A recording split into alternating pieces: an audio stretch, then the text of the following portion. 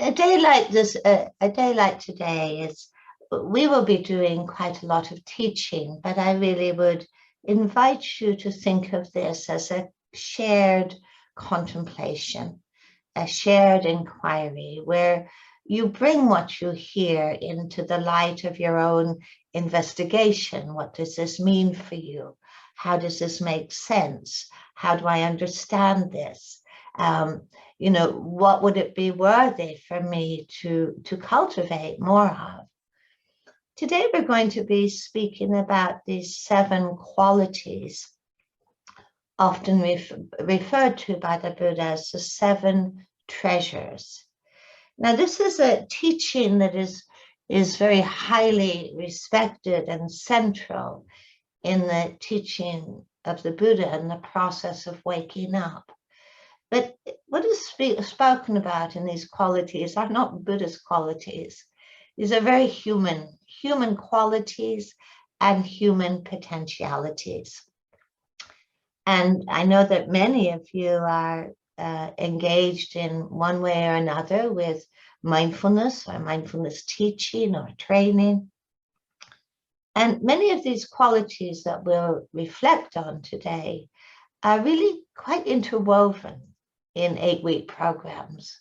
They're certainly very central in meditative development, but also in 8-week programs, without necessarily all of them being explicitly named. I want to begin by somewhat contextualizing this teaching. The central concern of the Buddha was with human flourishing. He didn't just seek for graduates of meditation or people who had brilliant meditation experiences.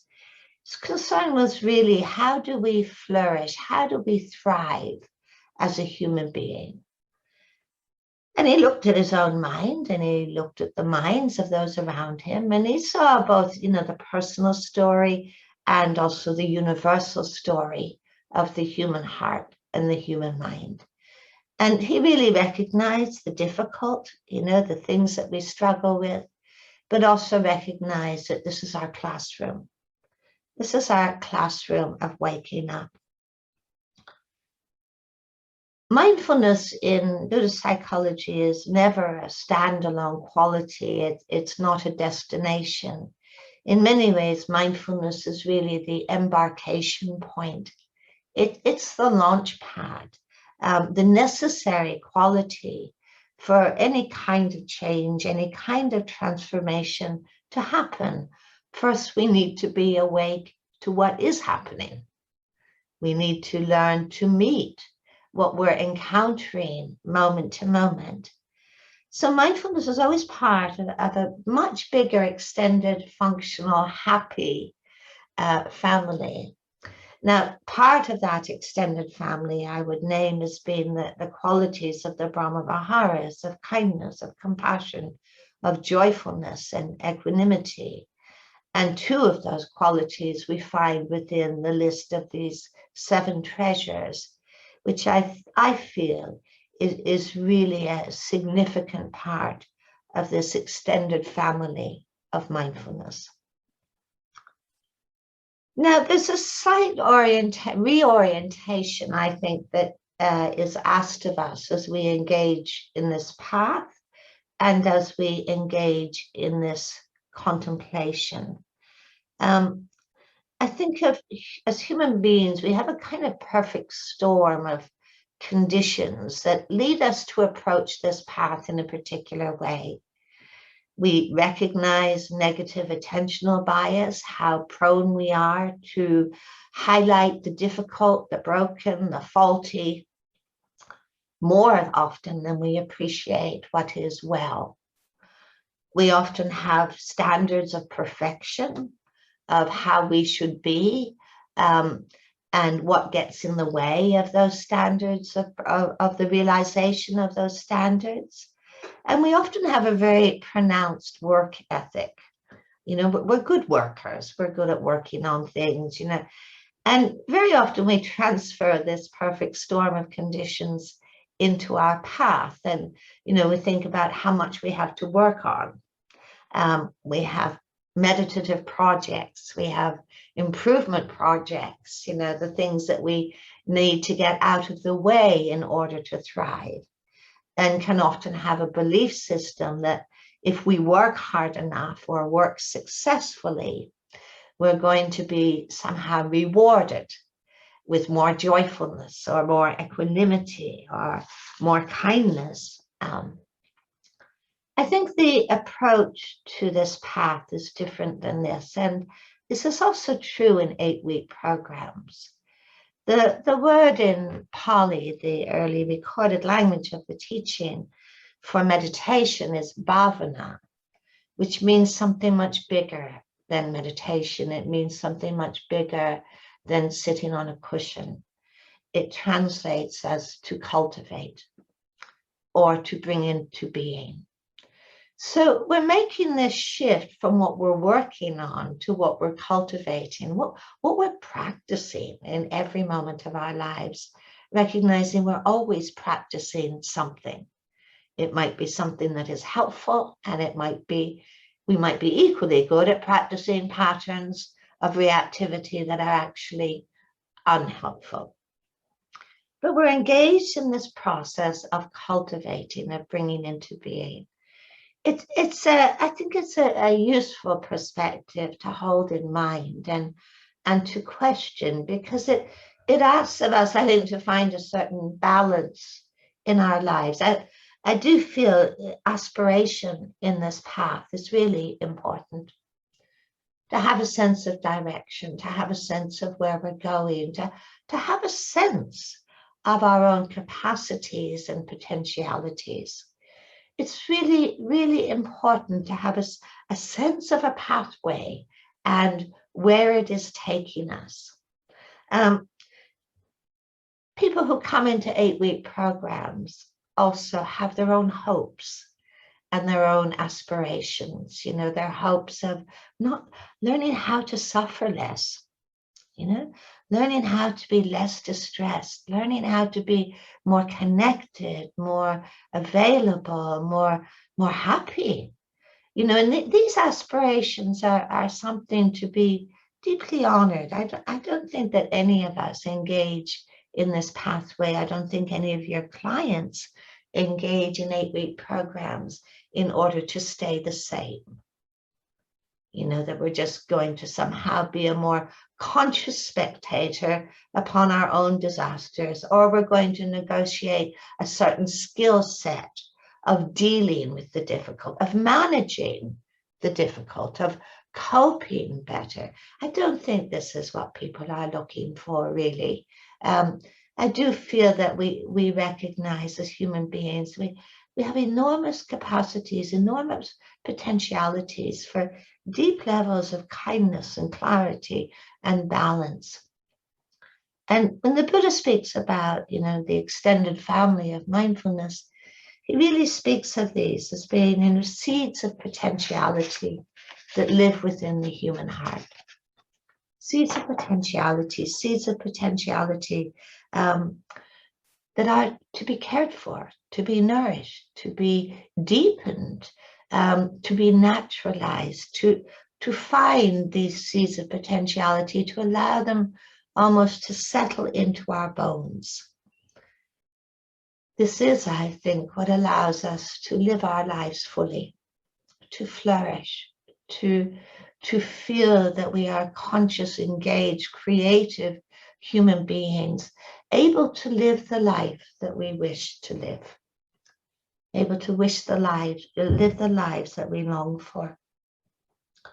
I just want to name these 7 qualities, these 7 treasures, before we go any further. In Pali, the word for these is bojjhangas. The quality of mindfulness, the capacity for mindfulness, the capacity for investigation, for deep understanding, the quality of courage, the quality of joyfulness, the quality of tranquility, serenity,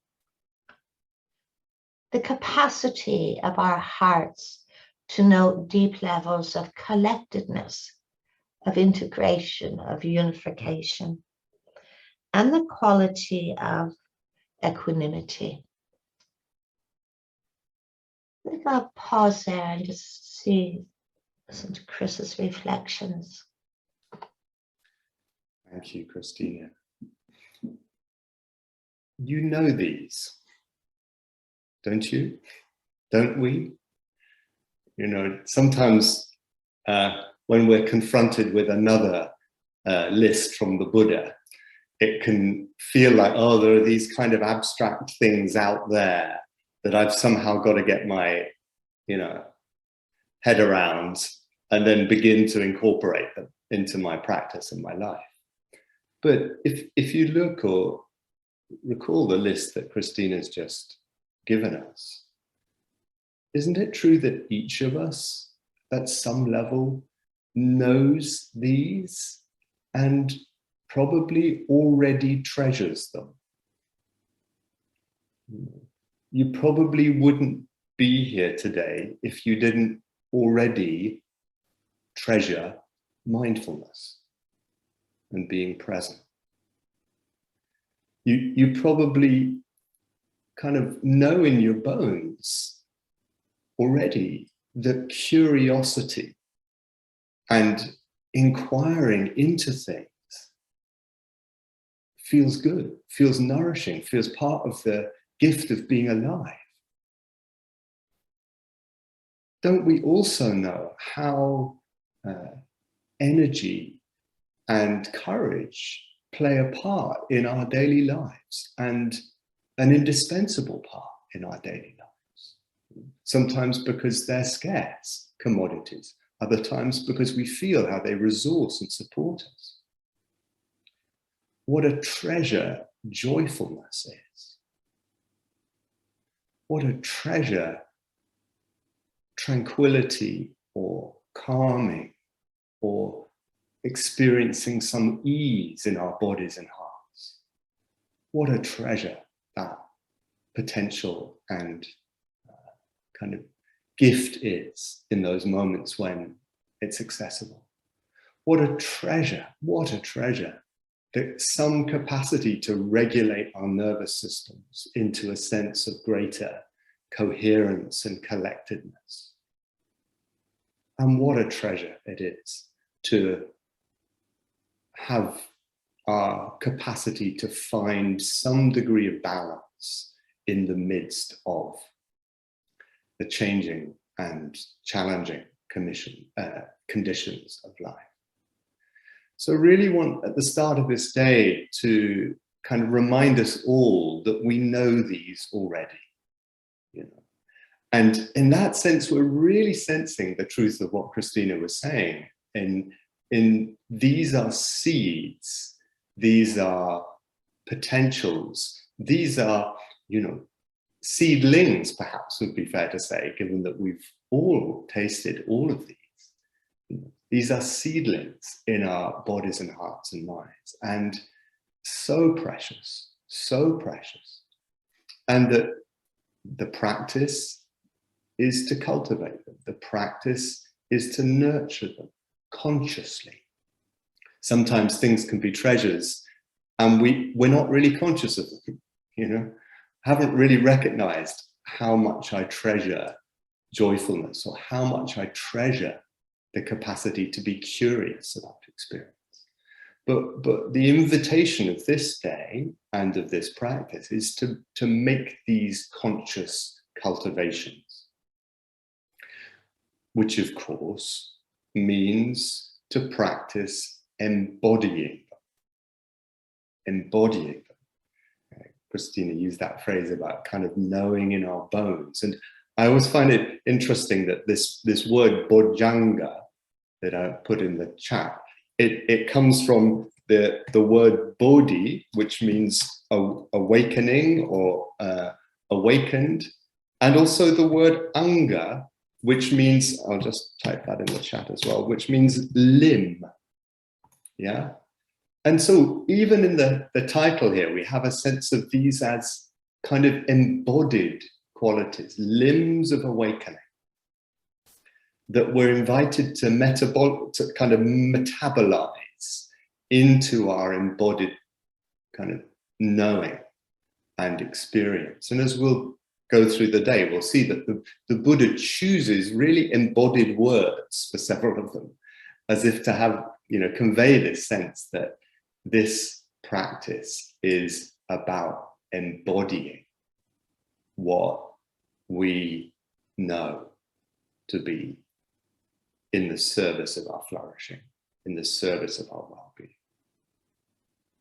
And, in this moment, as in all the moments of the day, an invitation just to have that sense of body as where this teaching is intended to land, or to pick up the horticultural image, this embodied experience, the embodied heart, this is the ground within which we cultivate these seedlings, within which they have the capacity to take root and to grow and to flourish.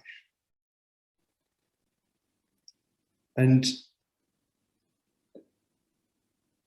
they're all dimensions of mindfulness.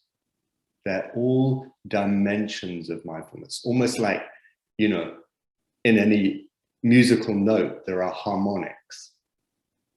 And that's what makes up the note, the harmonics. These are all, if you like, harmonics of mindfulness, dimensions of mindfulness that we're encouraged to wake up to and to treasure and to grow in the embodied heart of our lives.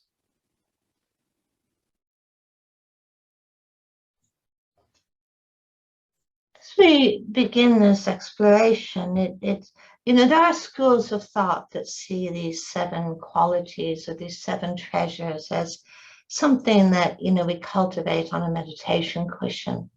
But I think we all know that confusion and distress are not something that we meet on a cushion only, that these can be threaded through our lives. So I really, really would encourage you to think of these as life cultivations. They are, of course, all intention-led. This is central to the cultivation of anything, that we actually set and commit to that intention to cultivate something, to bring something into being. Mm.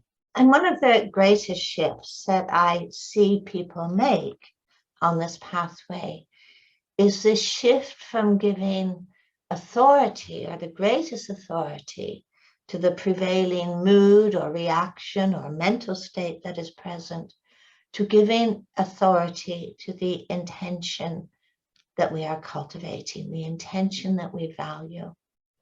It is so easy and often so unconsciously done that authority is given to just what I feel right now. Just whatever my mood is, whatever I want right now, whatever I don't want right now. How often authority is given to all of that to guide our in a often quite a compulsive way, our speech, our thoughts, our actions. And it is such a shift to coming into a way of living an intentional life. Is not guided by moods or by mental states or by reactivity, but by the intentions to cultivate that which we feel deeply, acknowledge deeply, to be worthy, to be freeing, to be a part of the landscape of bringing distress to an end. I think in a wider sense, we see that we're all engaged in a process of waking up, and our clients are involved in the process of waking up. And it's really helpful to reflect on what that might mean for us. And I think a really big piece of this process of waking up is discovering and nurturing a way of being where we're no longer governed by compulsive patterns and habits that tie us to distress. No longer governed by those compulsions. I think waking up involves living in the light of what we most deeply value and understand to be worthy and wholesome. Peace, kindness, compassion, ethics, as Chris puts it, to be an embodied human being. I think part of waking up is learning to see the moment, to see life as it actually is. You know, the unarguable nature of change, of conditionality, and how it's really not all about me. You know, decentralizing the sense of I and self in the midst of all things. Because so much distress is born of the ways that we argue with the unarguables. This shouldn't be happening. It's not fair. Life, I should be different than I am. You know, this shouldn't have happened to me. This is where distress is born. I mean, the Buddha put it very simply, you know, as human beings, we are vulnerable to the world of conditions. We're touched deeply by change, by loss, by uncertainty, by insecurity. We're not exempt. We're not armored, although we might try to be armored. But as human beings, we know that we don't have an exemption from these kind of universal patterns or laws of life. So we are touched, and it's important that we're touched because this is what allows for responsiveness, for compassion, for kindness, for caring. But the Buddhists suggested, the early teachings suggest, that we can find a way of living where we're not actually a hostage to the world of conditions, where our consciousness, our mind, our hearts are not defined and governed by all of the changes we meet, all of the uncertainties we meet, all of the fabrications that we meet. So to contextualize these qualities in even a more specific way, I'm going to come to the Satipatthana Sutta that many of you are familiar with because it's the body of teaching of mindfulness, which is at the root of all styles of insight meditation. And it's the body of teaching which is at the root of all 8-week mindfulness programs. You know, everything kind of draws on this particular, in the mindfulness world, everything draws upon this particular body of teaching. And it talks about the 4 ways of establishing mindfulness. And I know this is familiar territory to most of you: the body, feeling tone, moods, mind states. And then this 4th way of establishing mindfulness, where we see sitting side by side these 2 lists.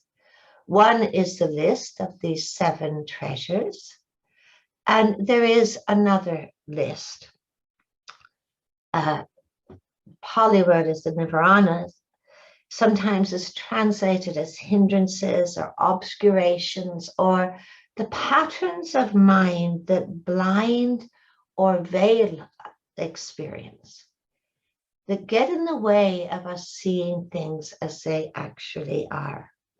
Now, these patterns of mind are our primary reactions to distress.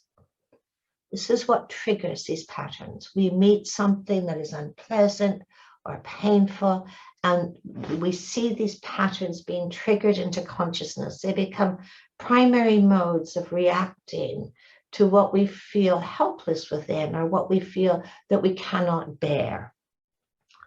Now, the Buddha listed these 5 patterns as being the primary creators of mental illness and distress, and they are the primary saboteurs of intention and aspiration.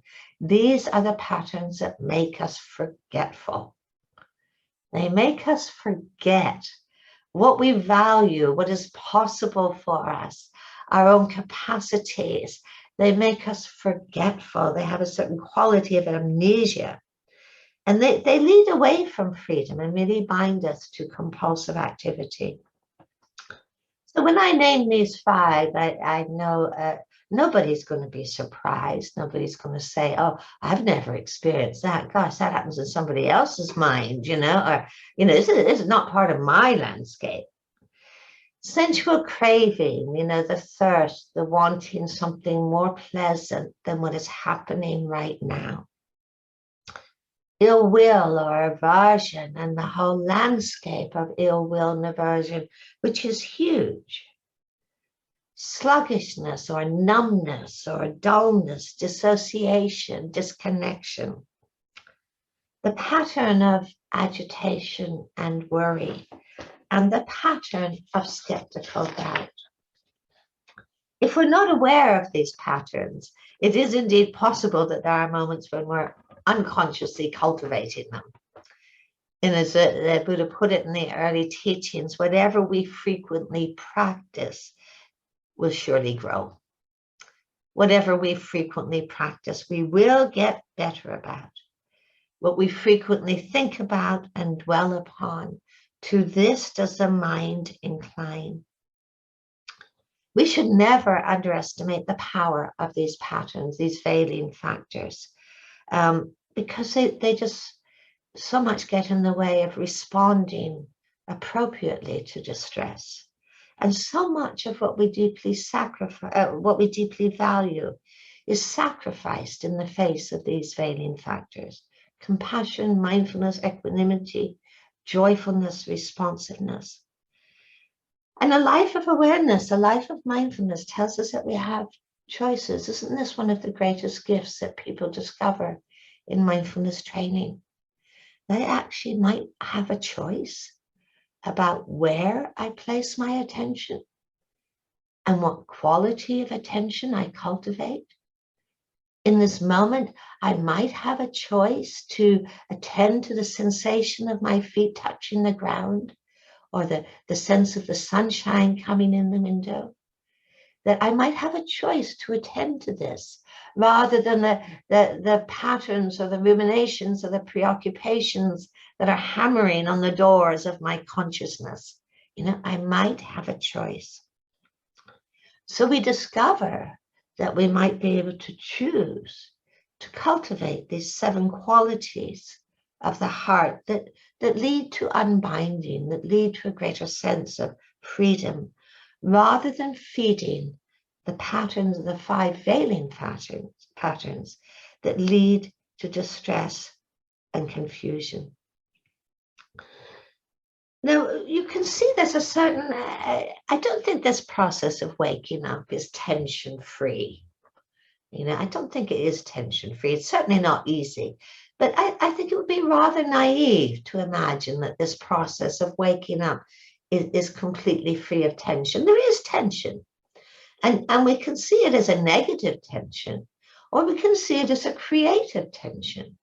Because, we see these, we run into all of these moments of, agitation or anxiety or ill will or dullness or craving, and they seem to pull us in a certain direction. There is a certain charge to them, act me out, act me out, give me some power. It's almost as if we hold those patterns in one hand, and in the other hand, we hold the potentiality for these 7 treasures. And we can see this pull and push. And, I think sometimes people engaged in mindfulness practice somehow imagine that these 5 veiling patterns shouldn't be happening, that they're a kind of sign of failure. No, this is what we do with dukkha. This is what we do with dukkha. This is what we do with distress. And people can see this tension as being quite negative. Oh no, I'm doing ill will again. I'm doing aversion again. I'm doing agitation again. People can become quite self-judgmental. But I do think it's actually helpful to see this as a creative tension, because the very classroom of cultivating these treasures is no other classroom than these veiling factors. There's no other, this is the curriculum, This is where we learn to, in the midst of ill will, we learn to cultivate these qualities. In the midst of agitation, we learn to cultivate these qualities. In the midst of dullness, numbness, we learn something about cultivating the landscape of joyfulness. and in the midst of being faced sometimes with a landscape of distress that seems so huge outwardly and inwardly, we learn to cultivate courage, to show up, just to show up for what is going on right now, both outwardly and inwardly. So this is a creative tension, we don't get over the veiling factors. In the midst of them, we learn to cultivate the potentiality we have. Chris. Thank you. The Buddha even calls these awakening factors anti-hindrances. So he sees them as the antidote for these veiling factors, these hindrances, that we all know. We all know. And, again, this invitation to find your own knowing of all of these factors that we're talking about, both the veiling factors and the anti-veiling factors, the medicines for those factors, really to find those in our own embodied experience. And if we look in the Buddha's teachings, we see that all the accounts of people fully waking up involve three dimensions. One is overcoming the veiling factors. The second is practicing these satipatthanas, these ways of establishing mindfulness, body, feeling tones, moods and mind states, and these dharmas that we're explaining, and cultivating the awakening factors. And so this leads some people to talk about these lists of the hindrances and the awakening factors held in mindfulness of body, feeling tone, and mood, really as a shorthand for the whole path. These are the two lists, the hindrances and the awakening factors, that are found in all the different versions of the Satipatthana Sutta, the fourth way of establishing mindfulness in the Satipatthana Sutta. And so really to see the centrality that the Buddha and indeed the tradition gives to these veiling factors and these kind of remedies for them, these cultivations through which we can gradually emerge from the confusions and the entanglements in which we so understandably and so inevitably get entangled. And if we look at the text of this sutta, this Satipatthana Sutta, we can see that when the Buddha describes these two lists as the veiling factors and the awakening factors, he uses a similar formula.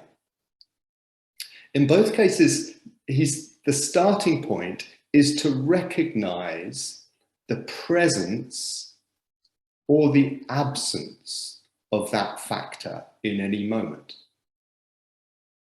So, often we can recognize the presence of the factors that hinder, that veil. We're often very aware of feeling reactive, feeling confused, feeling addictive, feeling driven by these kind of forces in our body and our hearts of craving, ill will, dullness, sleepiness, restlessness, and doubt. But the Buddha's, right from the get-go, is saying, also recognize those moments when they're not present. Recognize those moments where they really have fallen away, moments of clarity, moments of goodwill, moments of balance, of ease, of joyfulness, of wakefulness, of knowing what we know. which is the kind of, when the doubt factor isn't there, there's a sense of, oh, I know that I really value this, you know. And so the Buddha is saying value or notice and value the moments when they're not present. Just as with the awakening factors, the Buddha is saying, again, notice when they're present, notice when they're not present. And that's part of, you know, our encouragement to recognize all of these 7 limbs of awakening, factors of awakening. At some level we know already, and really to value that knowing. You know, what is the, you know, the presence of curiosity in your life, or the presence of joyfulness, or the presence of some degree of collectedness or balance. To recognize their presence and to recognize their absence. So the first part of the Buddha's instructions in the sutta is this: recognize the presence, recognize the absence of the veiling factors and the awakening factors. The second encouragement is to know on what that presence or absence depends. What is it that intensifies the veiling factors? You know, what is it that I do with my attention that feeds craving, that feeds ill will, that feeds numbness and confusion, that feeds restlessness, that feeds that kind of fearful doubt, you know? And also notice, what is it that I do with my attention that reduces it, that in this moment may remove it? So to get deeply curious about how to cultivate and not cultivate, how, you know, to unskillfully cultivate the veiling factors, and also how more skillfully not to cultivate. So the Buddha is encouraging really to get to know how these work. Again and again, we see the Buddha comparing practice to craft, where we get to know how things work, get to know how these factors operate, what intensifies them, what diminishes them. In the awakening factors, again, the Buddha is saying, you notice the presence and absence, and get to know, how do we bring these factors into our experience of the moment? What can I do with my attention that awakens a sense of curiosity, or awakens a sense of energy or joy or calmness or collectedness or balance? And so this kind of, it's really kind of sleeves rolled up kind of practice, where again, these, not as some abstract list that's distant from our experience, but these invitations to explore in the midst of our own experience, the presence and the absence, and what cultivates and what doesn't cultivate both these hindering and obscuring and entangling factors, but also these awakening